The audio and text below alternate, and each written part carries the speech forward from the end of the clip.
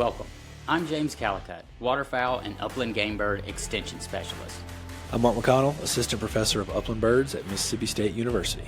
Dr. Brian Davis, Professor, Waterfowl and Wetlands Conservation. The three of us are all biologists and hunters. Join us for discussions about game bird conservation and management and the science behind it. Of course, we'll also have conversations about bird dogs and bird hunting as well. This is Gamebird University. All right, so like several of our past episodes, we're going to be keeping with the theme, talking, about ducks during the breeding season. We talk mostly about non-breeding conditions and things that matter to managers and duck hunters here in the deep south. But what also matters to them is that they have a place to produce more of them. And we want to talk about some of the importance of the breeding grounds and just a little bit about what really drives duck populations. And so Brian and I are excited that we've got Dr. Scott Stevens on with us today. He's the Senior Director of Prairie and Boreal Conservation Strategy, if I got that correct, for Ducks Unlimited. You do.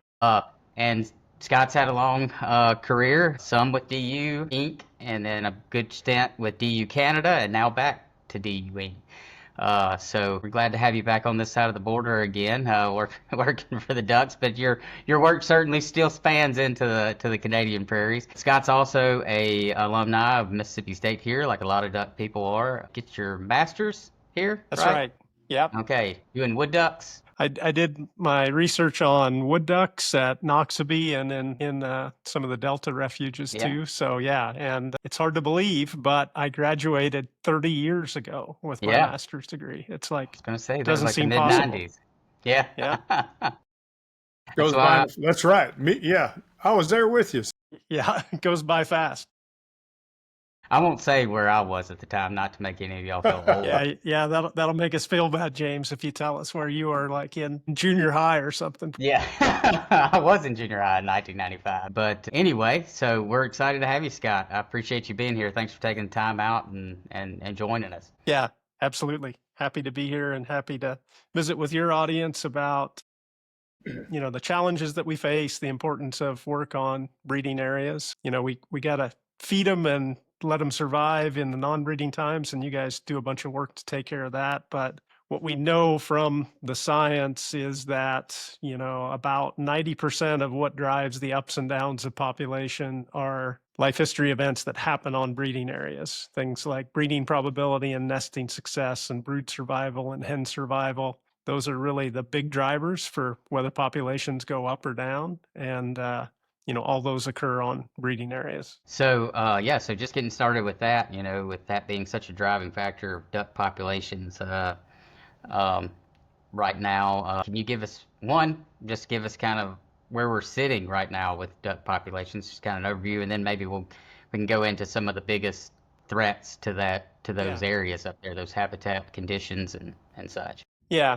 Well, maybe what I'll do to start with is, there are sort of two components when I think about breeding habitat and conditions. There's the habitat base, which is, for dabbling ducks, is really the wetlands that provide the food resource, and then grasslands that provide nesting habitat. So there's the question of how much of that do we have out there? And then you layer on top of that sort of environmental conditions and how wet are things and, how suitable are those conditions for allowing ducks to do what they do out there? And, we have challenges to both of those, but, I was looking at some of the numbers. The peak in the May surveys for total ducks was 2015, just shy of 50 million birds. And last year in the May survey, we're at about 34 million birds. So that's a 32% decline in total ducks. So I always say if, sometimes talking to people, they say, oh, I'm seeing fewer ducks out there. And it's like, well, our surveys and the science tells us they're about, 2/3 of what we had in 2015. If you zoom in and look at specific species like mallards, that decline is 44% from the peak, which was in 2016 for mallards. For blue-winged teal, it's 50%. For pintails, it's a 55% decline. Shovelers, it's 50%. So, for a bunch of ducks that people are used to seeing and harvesting in the fall in your part of the world, there are, anywhere from 2/3 to half of what they saw only a decade ago. Yeah, and layer on top of that weather, and a lot of years where we're getting some pretty mild, overall mild winters. With towards the end of the season, a few of them, we're getting these more, more intense cold snaps. Like we're having higher overall temperatures, but then more, I guess, higher frequency of these much colder events just happening all at one time. So some of that's saving our end of season, but by the time some of that's happening, you've got a weekend or two left to maybe enjoy this big push of birds. But yeah, it's even in a high BPOP year, if we get the weather we've been having, it's not great. Yeah, well, and that's the other thing that I point out to folks too is, in years like, in 2015 or 16, we had a lot of birds, and then, conditions were good. We had water on the prairies, which, is a primary breeding area for a bunch of those birds. So, you have a decent number of young birds in the fall flight, which makes a huge difference. When I look at conditions that we have now, it's probably as dry as I've seen it during my career across the prairies. And that's just not conducive to growing a bunch of young ducks. So, when they're coming south, the majority of those are adult birds who have played the game before, seen the tricks of the trade. And, I hear comments like they were just hard to deal with or uncooperative. And it's like, yeah, that's symptomatic of, a population made up of largely adult birds. And, until we get a turn in the environmental conditions and see that water return to the prairies, which I'm confident it will, usually when that happens, we know about it, in the wintertime, because, the stage that needs to be set for that to occur as we go into fall with some rains that increase the soil moisture. And then when things freeze up, the soil is saturated. And then if we're set to get a bunch of snow when it comes springtime, then as it melts, all of that snow runs off into the wetlands, fills those, like we had, back a decade ago. And, those conditions are great. Birds do well, they can still take advantage of good habitat conditions and produce young. But, we've not seen that. Like, this is an anecdote, but last year I didn't use my snowblower at all during the winter. Yeah. It was 70 degrees on Christmas Day here, even in South Dakota. So we had almost no snow. I was chasing pheasants in January, and I was struck by almost all of the wetlands that I went into were dry. There's dry cattail and it's pheasant habitat, but it's not duck habitat come spring. Yeah. So those are some of the challenges we have right now. Yeah, for sure. And not only is that, having y'all in that snow cover being so important for, for filling those wetlands in the spring, but, snow cover has a lot to do with what pushes mallards to us, because it can be cold and they got open water somewhere and they've got dry fields to forage in. If there's not snow covering that up, it makes it tough for us. So that's right. Yeah. Doubly important that we get that snow for sure. So Scott, historically and presently, water comes in different forms, right? It either comes from snow or it could be spring rains or a combination of both. I don't know if anybody's modeled it that way, but I wondered if there's like a real disproportionate lag in one or the other. You would almost presume that snowfall is kind of declined through time because of warming temperatures. I don't know if that's really true, or is it more brief or less rainfall? You get snowfall in the winter and then rainfall in spring. Yeah. And has either one of those or both changed a lot that may affect, the wet basins per se? Yeah, that's a good question, Brian. I haven't seen the detailed work on that, the real hard science. So I can give you my gut. My gut tells me that over the past, especially the past decade, we have just not seen the snow. There are still rains in the spring and summer, but if you don't have that snowpack that kind of fills up water early on, it's different. Now, I think that may be more common moving forward, where basins are filled by rains that may come. But, this year got a decent rain in North Dakota, but it was like the 10th of May. So most of the ducks had already moved through, decided where they were going to settle, and then some conditions improved for them. But it's spotty. And usually when we get the snow, the last year that I distinctly recall where we had the widespread wetland conditions, good wetland conditions across most of the prairies, was the spring of 2011. And in the winter of 2010, like all of the forecasters, it was like, okay, there is going to be flooding. There is so much snow on the ground. The soil was saturated when we went into freeze up, and all of the organizations that predict flooding risk were saying, yep, we're going to have flooding in places like Manitoba and Saskatchewan and North Dakota, and that occurred. And we had water everywhere. The birds still take advantage. The beauty of ducks is they have wings and they move all across the continent, right? So they're very good at finding those prime conditions with lots of food, and they take advantage. And we saw populations boom. That really was the start to that growth that reached the peak in about 2015 or 16, depending on the species you're looking at. It's funny. I think you sent me some of those photos, some aerial photos. I still use them in my waterfowl class. I'm like, this is how we want it most of the time. Yeah. And it's like somebody spilled a glass of water on the dining room table. It was just like water. Right. It's like, wow. Yeah. And my fear is with sort of increases in temperature that we see across this region, that, we'll get rains, but I worry about sort of how long those wetlands are holding water. Like even if we had snow, seasonal wetlands by their definition would hold water a month or so into the growing season, like let's say into June. And, I worry with the higher temperatures, does that mean that, there's 2 weeks less of that water in seasonal basins? And, do we have the same thing? Do we have semi-permanent basins that should hold water all throughout the growing season? Are those only holding it to early July? Those are some of the things that in the long term and in the big picture, I think, we're concerned about. And I know there are folks working on those issues, doing research on that, folks at Northern Prairie, some of the folks at DU Canada with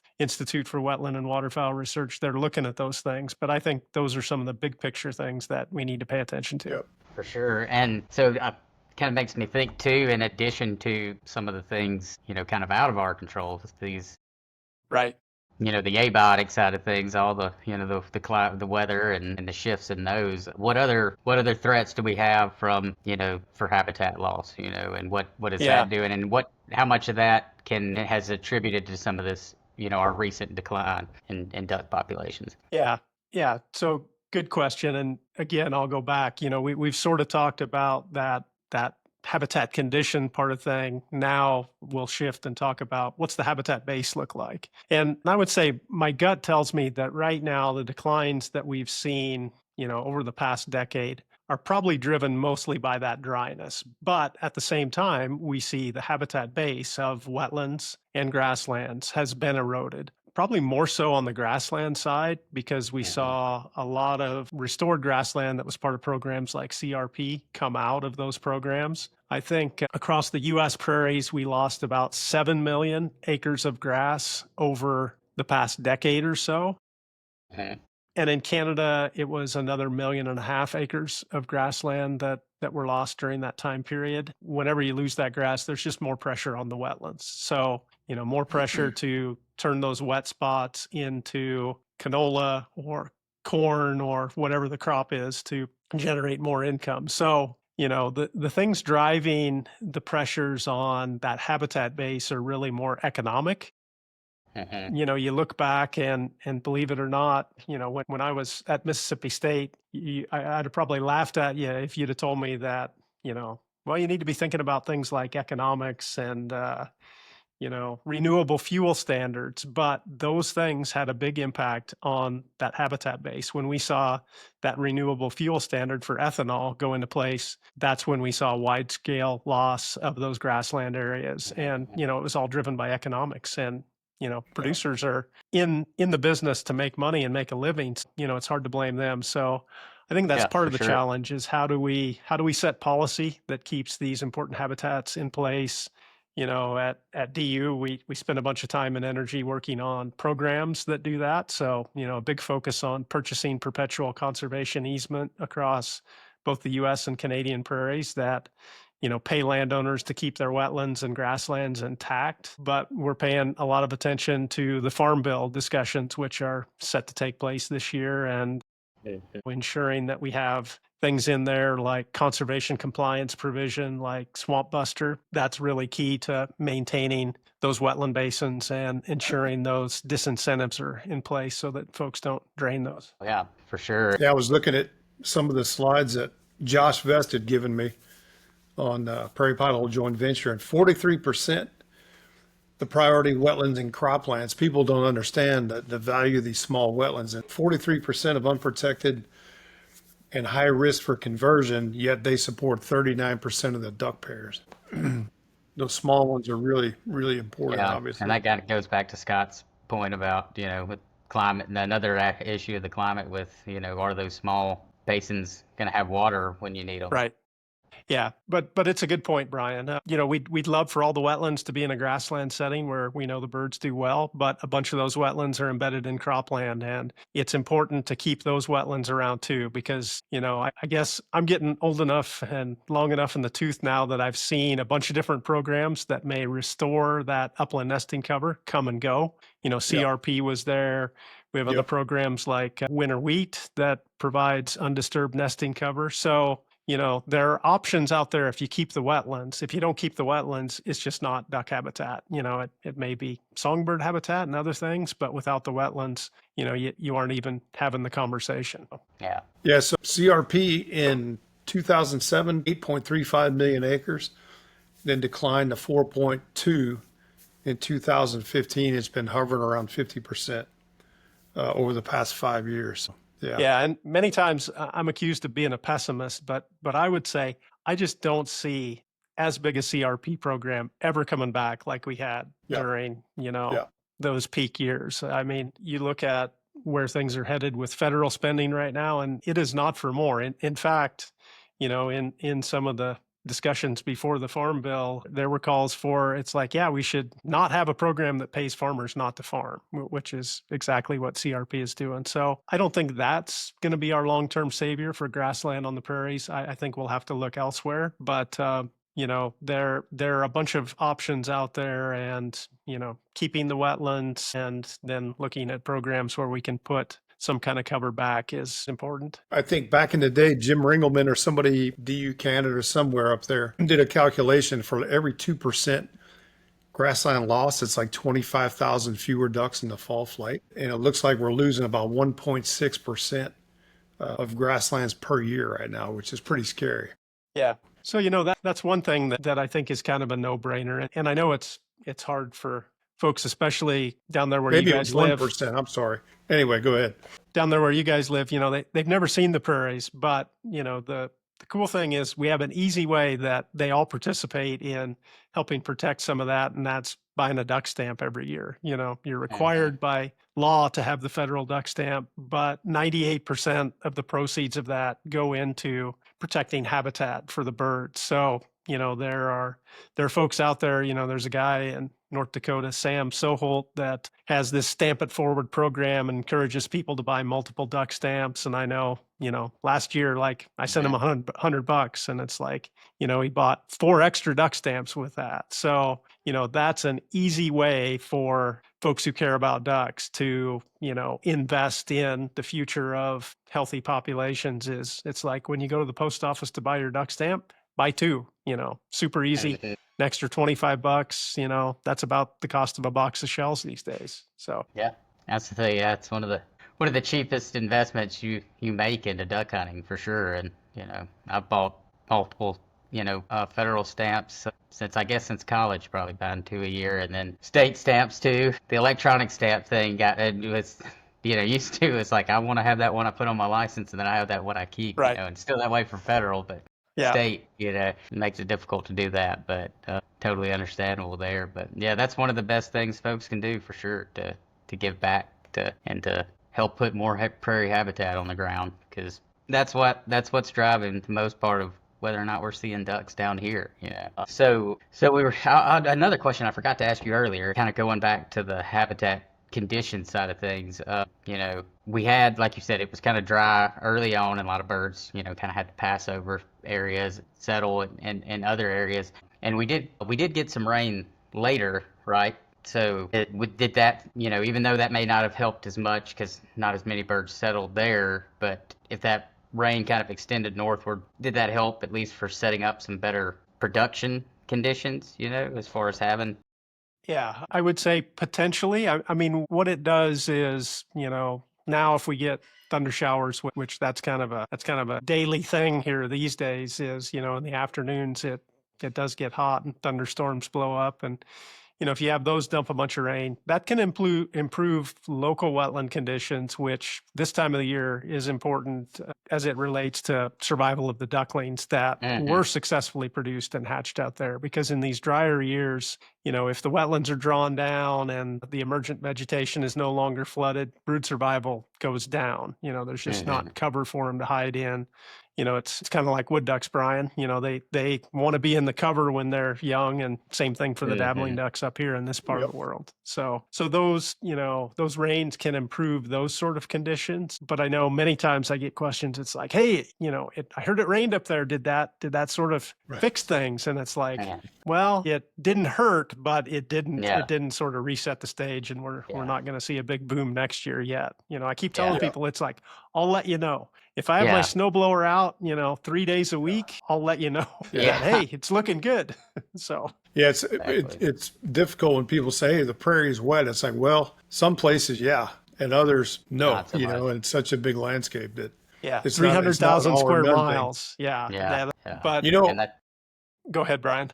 I was thinking about you remember the listserv conversation about a month ago about small wetlands, and it seemed like the debate went binary, like, yeah, they're really important, or no, they're not. And I found that hard to swallow because it seems like we've known for decades that small wetlands are very important, temporary wetlands that may only be around a couple of weeks or what have you. I guess I almost wrote it, and I wanted to gin up another argument, but if you think about small wetlands, think about small wetlands in a pristine prairie, think about small wetlands nested within CRP, and then think about small wetlands out in the middle of disc up ag fields. The functional value of those three situations is not the same. And so it's like I was kind of hoping somebody would talk about like the scenarios, because the small wetlands are important, but maybe half of those nested within CRP is better than twice that much water nested within fields of dirt. I don't know that. Yeah. That's like a modeling scenario. Yeah. But I wish people would have kind of picked up on that and kind of maybe fleshed that out a little bit, because to me, it's really interesting. It's like, what's the context of the larger landscape? And what are your types of water and where are they nested within? And even, you think these larger fields would be better for nest success and brood survival. And, some of the stuff that's Todd's done and you've done, sometimes the larger fields, duckling survival is not as great. So there's like these trade-offs between field size and water and types of water. And I just thought I'd get your thoughts on some of those temporary wetlands. And not that we can choose because we're at the whim of agriculture and CRP and things like that. But if you think about the functionality, those are totally different scenarios, Yeah. Yeah. And, this is sort of a truism, in our field. I think it's like all wetlands are not equal, right? An acre is not an acre is not an acre. And, we could even take that back a step further, and, what they keep track of in the May survey is not even acres, it's pond counts, right? And it's like, that's a useful proxy, but that's not really what we want to know. In that discussion, I think what I pointed out is, hey, what we'd really love to know is how many acres of wetland that are flooded, 16 inches deep or less do we have out there? And, for seasonal wetlands, that's the whole wetland, is that shallow. But for semi-permanent, it's just an area around the perimeter. So, we count ponds and we count those as being equal, 2 ponds, but a seasonal wetland will have more of those aquatic invertebrate food resources than a semi-permanent wetland. And then, as you said, the context of, the landscape context that it's setting in also influences how productive it is. And there are challenges in the cropland setting. We can have sedimentation when water's running into those that, even a couple millimeters of sediment can cover up eggs for some of those aquatic insects and suffocate them, where then the populations of that food resource are going to be less. But based on watching the ducks too, I've seen some of those setting, that are setting in cropland are, have a pair of every variety of duck on them. So there must be food there. But you're right. We think the ones that are in that more natural setting, like native prairie or even CRP, should be more productive and higher habitat quality. Yeah. You are absolutely correct. And an acre is not an acre. That's the thing that sort of makes it complicated as we talk to folks about it. It's like, as I pulled up those numbers for the declines in ducks, over that same time period, 2014 to 2024, the pond count had only dropped by 30%. So it's like, well, that tells me that's a useful proxy, but it's not perfect, right? Habitat quality. Yeah, quality. Yep. Yeah. Good. So, I was thinking about that again. Also, too, Brian, I was like you. Like, there's no way I'd wade my toe into this argument. but yeah, that definitely that whether even though those numbers of ponds, that's an important metric for us to look at. But for sure, like it may not all be created equal, and it may seem kind of when we're talking about all this loss, for somebody to say it's only gone down that small percentage, definitely helps clear some of that up and explain why even if you haven't seemingly lost those wetlands, that there is a difference in quality there and its potential to contribute to production. Yep, absolutely. So maybe we start taking kind of a different direction in the conversation, help kind of put into context what seemingly is a lot of folks that I talk to down here, seeing the declining duck numbers, and I don't know if they're looking at pond counts or not, and if that's contributing to it, but for sure they just seem extremely frustrated. We're not seeing as many ducks, and like you said, we don't have as many ducks, so that's why you're not seeing as many. But just that start decline in general, folks are starting to wonder, well, why are we still shooting as many, and how much does harvest have to do with things? And I try to, usually my response is, trying to communicate the science and not in a way that everybody can grasp. But more often than not, in almost everything that I look at in wildlife, more often than not, the answer is usually habitat.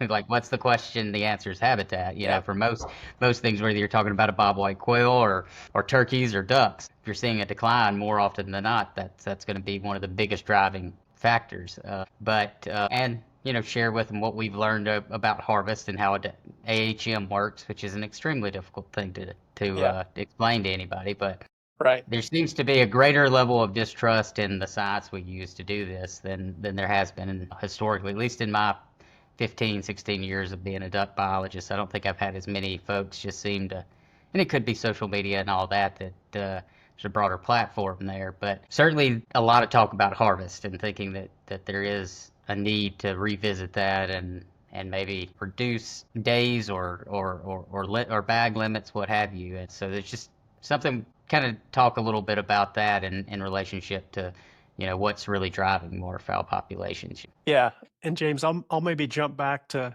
that first stat that I trotted out, where this was a study by a guy named Steve Hoekman, who used a bunch of the data from the Ducks Unlimited Canada IWWR assessment study that had radio marked hens and new nest success rates and female survival rates and all of that. So they put that in a big population model and then looked at, okay, if we tweak each one of these parameters, which one has the biggest influence? And included in that is non-breeding season survival. And, when they looked at all of those factors, again, 90% of those life history characteristics were things that happened on breeding grounds. Included in 10% was the non-breeding survival, of which, only a portion of that is the hunting.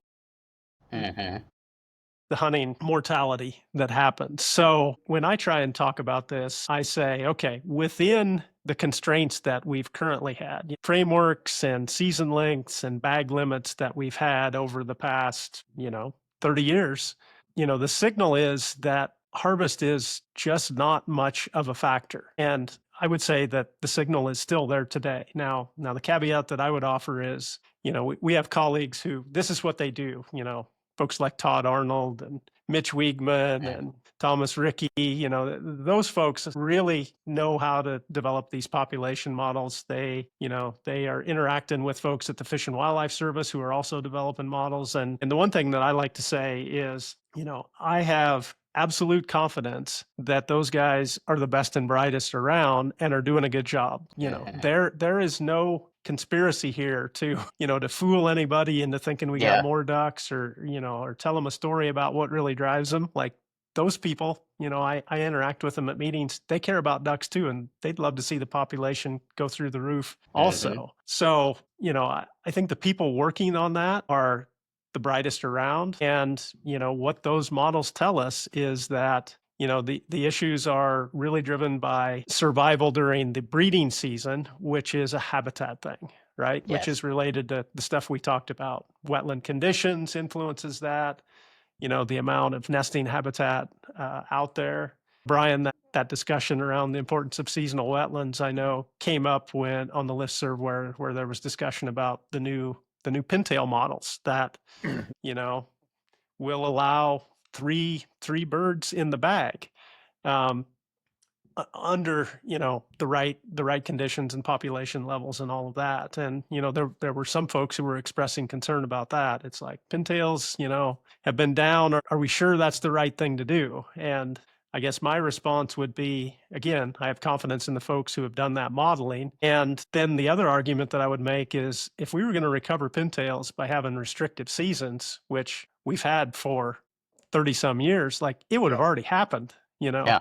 Same thing with skull. Yeah, exactly. So, I'm comfortable that having 3 pintails in the bag, and we know that harvest rates are biased towards males, that it's probably about, 2 or 3 to 1 males to females in the harvest anyway.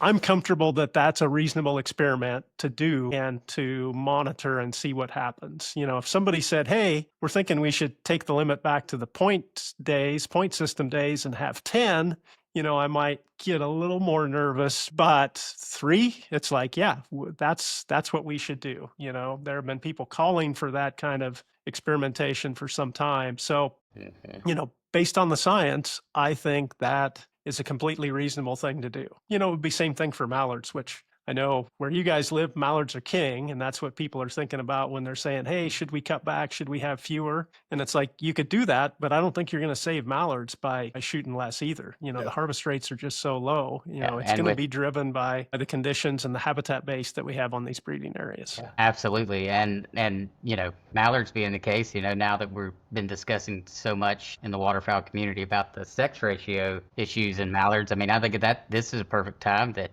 we should be able to maybe harvest more mallards. I'm sure the flyway at some point will get to that point. The tech sections and such about looking at those experimental opportunities, for that too. Maybe I don't know. So, a couple things on the pintail.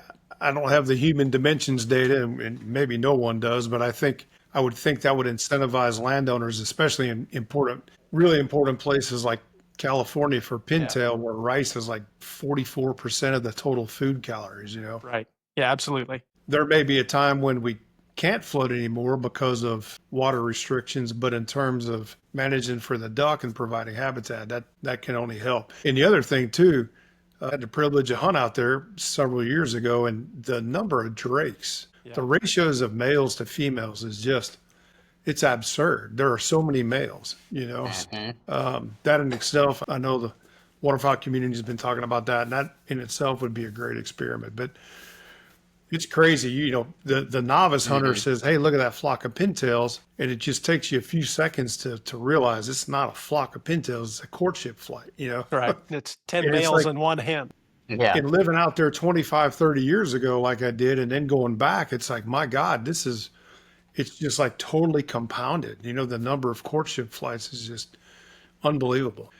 And then a couple of other things on harvest, like I've always said, it took me a long time to realize this, but if you think about it, historically, populations would go up, we'd raise harvest levels.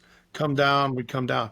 And people were fine with that. Oh, we got a lot of ducks, so we can shoot a lot of ducks. Oh, we don't have many ducks, can't harvest many ducks. Now with AHM, it's kind of done this. I don't think the message registers. They they get the message that, hey, there's a lot of ducks, why aren't I shooting them? Where in fact, like you talked about earlier, the populations dip, rainfall, snowfall, things like that. But because of AHM, the harvest stays at this set point. And I think it probably frustrates people, or they don't realize, that there's fluctuations in the populations. Yeah.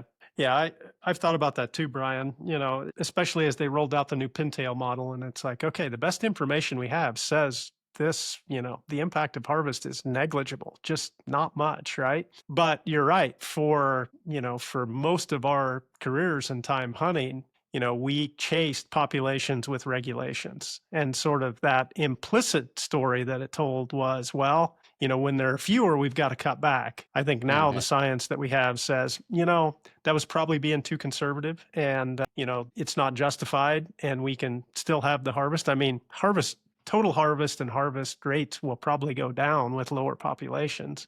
Yeah. Just because there aren't as many birds out there, it's tougher. They're more made up of adult birds in the flight, and all of those things. Which is what you guys are hearing. It's like, hey, it's hard to kill ducks these days. They're uncooperative and hard to deal with, and it's like, that's what happens when populations are lower and it's mostly adults, and those kind of things happen. And I think a lot of the average hunter per se thinks they see a 6 bird limit, and that implies, man, everybody's shooting 6 birds per day. And that's not what happens, right? We shoot like 1.1 duck a person per day or whatever. It's very low, but the message, again, it's that message to the hunter that, we can keep shooting 6 ducks. Everybody's shooting 6 ducks, and that's not the case. Yeah. Because you're like Scott said, I mean, your harvest rate's going to be lower anyway, just because there's not as many of them, and of course, I don't know that we'll ever reach the end of the race of trying to figure out what satisfies a duck hunter.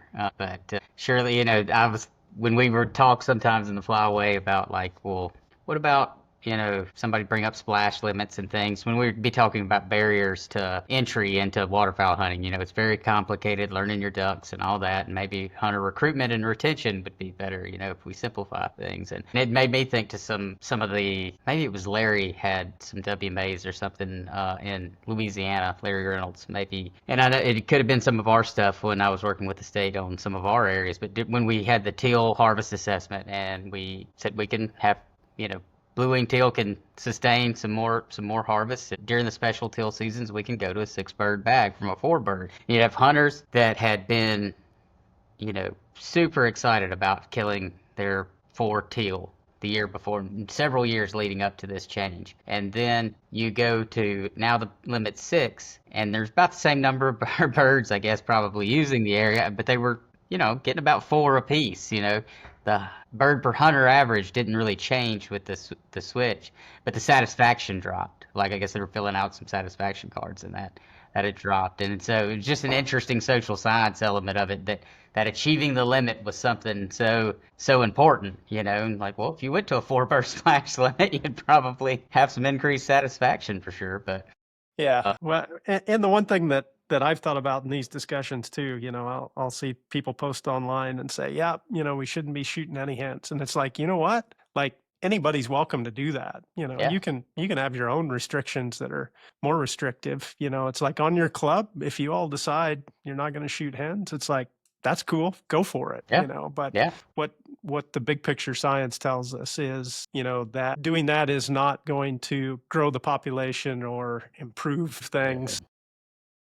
To any level where it makes sense to make those changes at, the flyway or those broader scales. But absolutely. Well, I mean, when I'm out hunting, I try and shoot drakes, but it's mostly because it's more aesthetically pleasing in the picture for me. Yeah, but, that's what I was going to say. It's I do like the to same each thing. their own. It's not because I think I'm going to crash the population if I shot, 6 hens. It's like, no, it's just, a weird game that we can play and try and select drakes, and then the picture's nicer with all green hanging on the strap. The picture's a lot nicer, and I think too, I mean, just the thought, we can't really stockpile, That's right. ducks. If we refrain from, shooting ducks, I mean, there's a lot of other reasons they die, and it'd be really hard for us to stockpile them by not shooting them, But that's right. But policing yourself for the picture is good. That's what I do.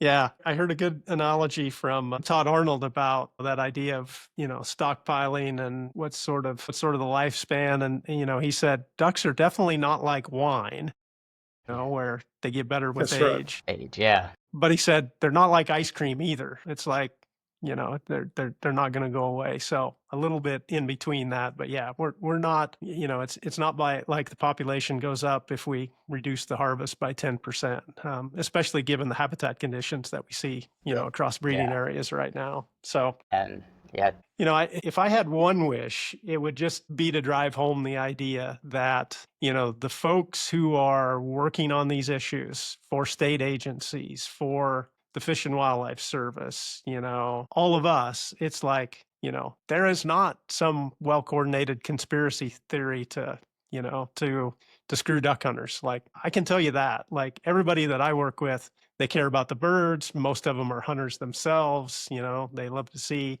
long seasons, liberal regulations, all of those things. But, their job is to make sure populations are healthy. So, eh, the professionals that we have in the field who are doing this, like, I see nothing but the highest level of professionalism from everybody that I interact with. And that's state folks, that's folks at the federal level, that is everybody.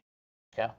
So, I guess my message would be the folks that, whether it's that you're helping pay their salaries, whether it's through duck stamps or, tax dollars or contributions to nonprofits, like, they are going to work every day and doing everything in their power that's in the best interest of ducks. So, if somebody tells you otherwise, they haven't interacted with the people in the profession like all of us have. For sure. And you were mentioning earlier about, Todd and like absolutely brilliant man, and Yeah. and knows way more about, harvest and modeling and everything that I would Right. ever even get close to.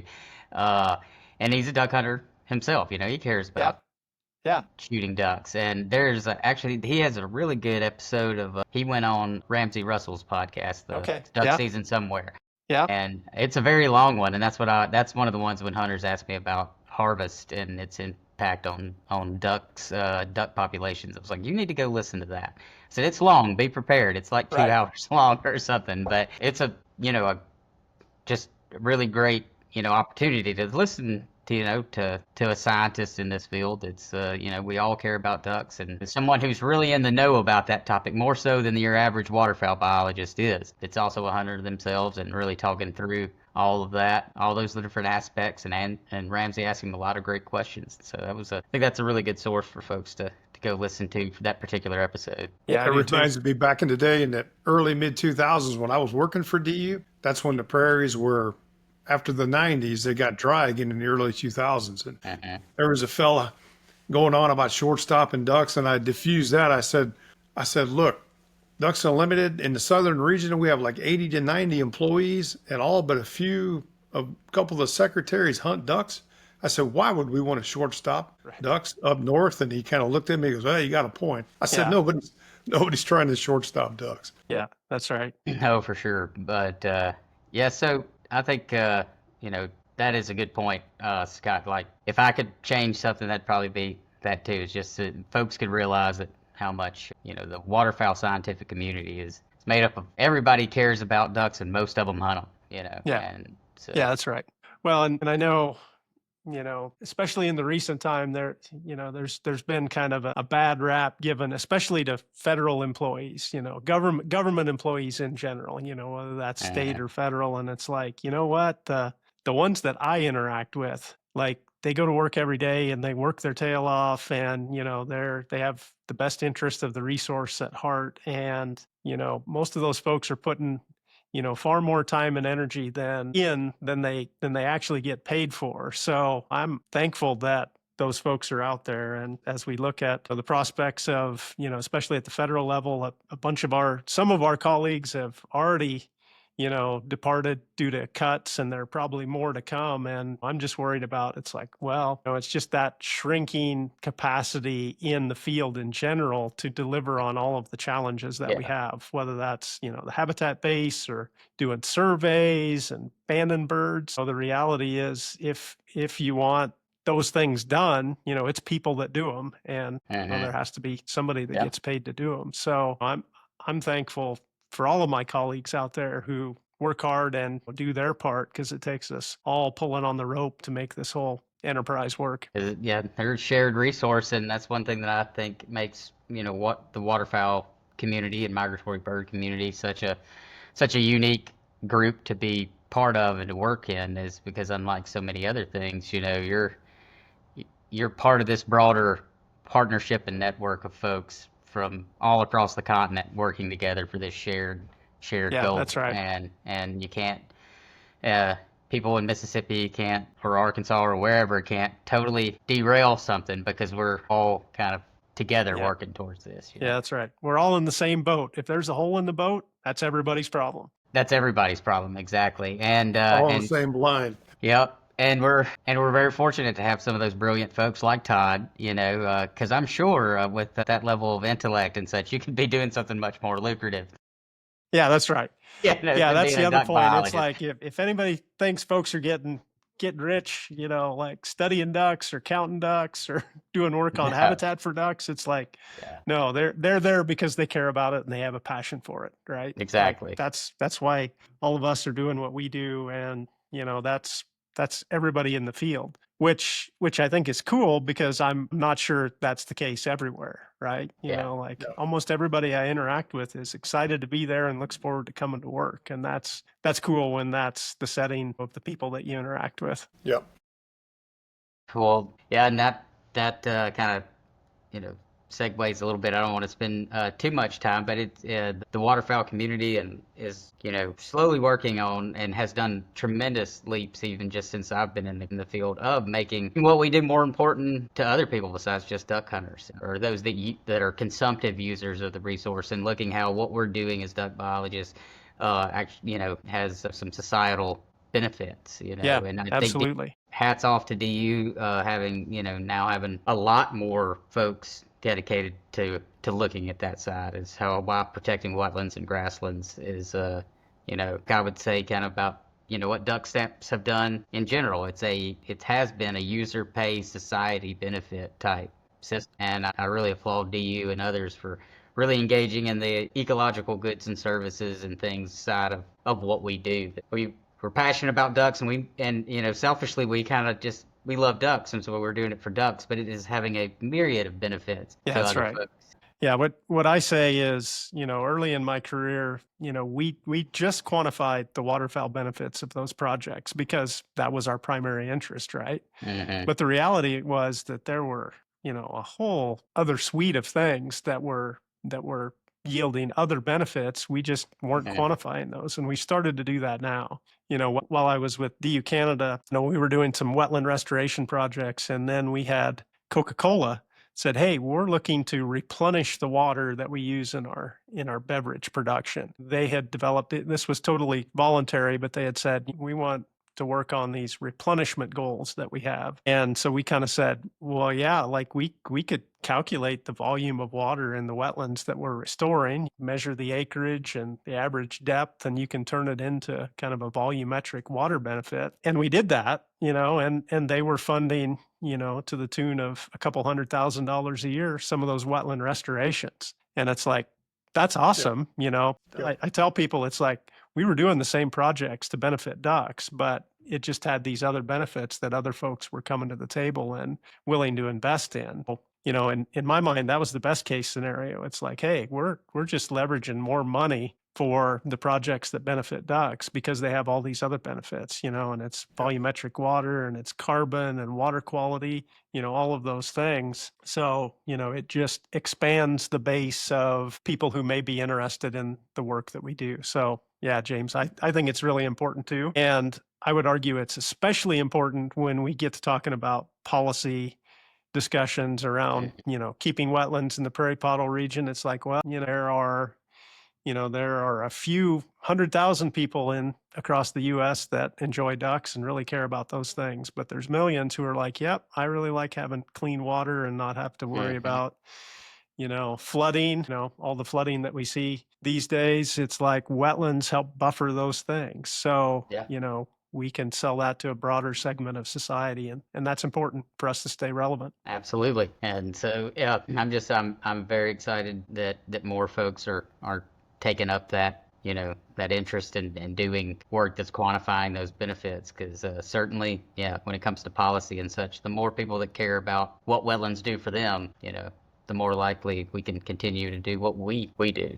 Yep, that's right. Hats off to y'all for that, for sure, and all the others that are trying to do that as well. Well, we've covered a lot of topics. Is there anything before we close down shop? Is there anything else y'all wanna cover before we shut it down? I would just say, you mentioned it, James, like for the whole history of waterfowl hunting and those kind of things, like the user has paid the bills, and that's still the core of the funding today. So thanks to all the folks out there who buy a duck stamp and buy their state stamp and maybe donate to DU or other conservation groups that are doing work. Local conservation groups, go out and volunteer. Like, that's important. We don't get to do what we do without that investment and their support and those kind of things. So I'm appreciative of all the folks out there who care about ducks and go out in the blind in the fall, because they're kind of the engine that allows us to do the work to make sure populations remain healthy. Yeah. Absolutely. Well, Scott, I really do appreciate you being on the show with us today. And I was joking, we don't actually have a studio in Chula, but I thought that was close to home. That was close to home of your master's research. So I thought I'd mislead you and pull you down here for an in-person. Well, and it reminded me, James, like I have a story. I don't remember if this was you, Brian, that was with me, but we had a Go Devil engine in the back of a pickup truck and took a turn right by Chula, and the Go Devil slid out of the back and down the highway a little way, so we had to go back and retrieve it. So, somebody almost got a free new Go Devil, but we figured it out. We won't rehash that one here, but yeah, you're right. You are correct. Yeah, that was a long time ago, but yeah, good memories. Yeah. Well, you're always welcome to come back and visit and maybe shoot a few ducks with us down here sometime. Yeah, that'd be cool. You can come out and at least band some ducks with us or something. Since we're doing a little bit of that during the winter. But Scott, go ahead. The whistling ducks are taking over. You would like that? Yeah, that's cool. Yeah, those are cool too. Which right there, that big break at that intersection there at Chula, you will see a ton of whistling ducks out there. Huh, yeah, that's cool. That's not something that I saw there 30 years ago. Yeah, it was all gadwall and a few widgeon mixed in back then. Yeah, but in spring of the year now, that break has just a load of them in there. So it's amazing to see things like that happen just in the course of even just a short part of my career. In the last 16 or so years. Seeing rain shifts and things like that. And just all the questions that come with that. What ecological release, causes that and all that. It's just something new all the time. Yeah, that's right. Well, gentlemen, I appreciate it. And Scott, thank you so much and for taking time out of your busy schedule and visiting with us. And I'm sure we'll have you back on again soon if you'll come back. Yeah, absolutely. I will. Good to see you, man. Yeah, good to see you too, Scott. Brian. Thanks for joining us on Gamebird University podcast.